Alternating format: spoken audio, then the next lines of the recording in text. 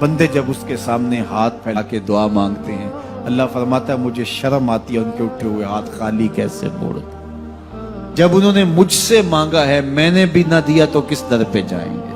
تو پھر جب مجھ سے مانگا ہے تو میں کیوں نہیں دوں گا، ان کی جھولیاں کیوں نہیں بھروں گا؟ وہ تو کہتا ہے مجھ سے مانگو۔ اللہ اکبر۔ دنیا داروں سے مانگے تو ناراض ہوتے ہیں، اللہ سے نہ مانگے تو ناراض ہوتے ہیں۔ وہ کہتا ہے سوالی بن کے میری چوکھٹ پہ، اور مجھے اچھا لگتا ہے کہ تم مجھ سے مانگو اور تم جھولیاں پھیلاؤ، اور نہ میں صرف تمہاری ضرورت کو پورا کروں گا بلکہ اپنی جناب سے تمہیں مزید رحمتوں سے بھی نوازوں گا۔ تمہارے اٹھے ہوئے ہاتھوں کی میں لاج رکھوں گا، تم طلب تو کر کے دیکھو۔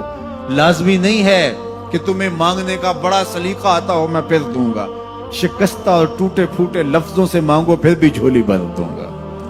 وہ کریم ہے، اس سے مانگو تو صحیح، ہاتھ تو پھیلاؤ۔ جس زبان میں مانگنا آتا ہے مانگو، عربی میں مانگو، ہندی میں مانگو، سندھی میں مانگو، پنجابی میں مانگو، نظم میں مانگو، نثر میں مانگو، اقبال کے لہجے میں مانگو، رومی کی طرز پہ مانگو، سادی کے انداز میں مانگو۔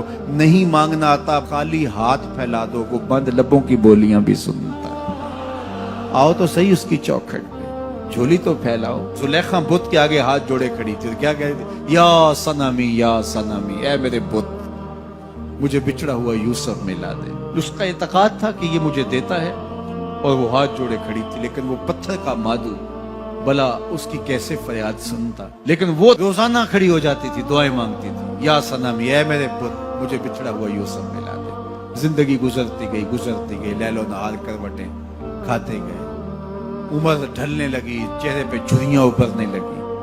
وہ روزانہ سر شام ہاتھ جوڑتی اور بیٹھ جاتی، لیکن کوئی جواب نہ آتا۔ ایک دن رات کا پچھلا پہر تھا، یا صنمی کا وظیفہ چل رہا تھا، نیند کا جھٹکا آیا، زبان بل کھا گئے، کہا یا سمادی۔ آواز آئی جبریل جا یوسف کے گھوڑے کا رخ موڑ دے، بچھڑی ہوئی کو یوسف ملا دے۔ مالک اس نے تجھے تو نہیں پکارا، یہ تو بت کو پکار رہی ہے۔ وہ تو زبان بل کھا گئی اور یا صنمی کے بجائے یا سمادی کے لفظ آگے، کہا جانتا ہوں۔ لیکن اتنا عرصہ ہوا بت کو پکارتے ہو، اس نے کوئی جواب نہیں دیا۔ آج اس کے لبوں پہ میرا نام تو آیا ہے، جیسے بھی آیا ہے۔ اگر میں نے بھی نہ دیا، میرے اور بت میں فرق کیا ہوا؟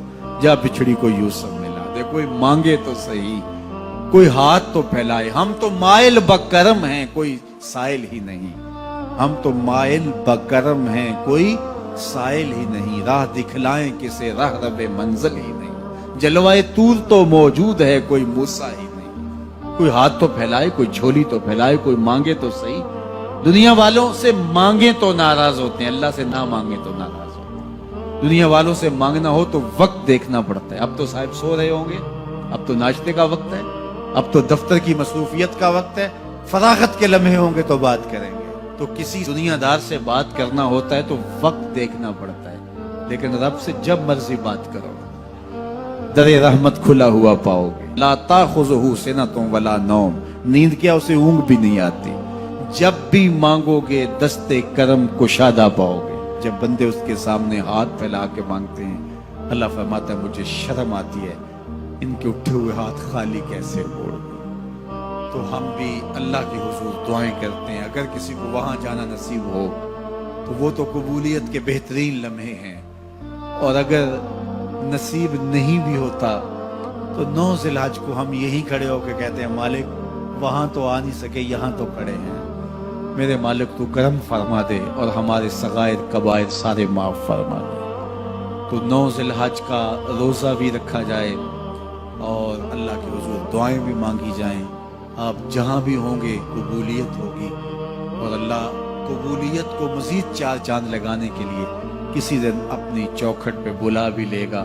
وہ کیا کسی نے کہا تھا کہ کام آخر جذبہ بے اختیار آ ہی گیا، کام آخر جذبہ بے اختیار آ ہی گیا، دل کچھ اس صورت سے تڑپا ان کو پیار آ ہی گیا۔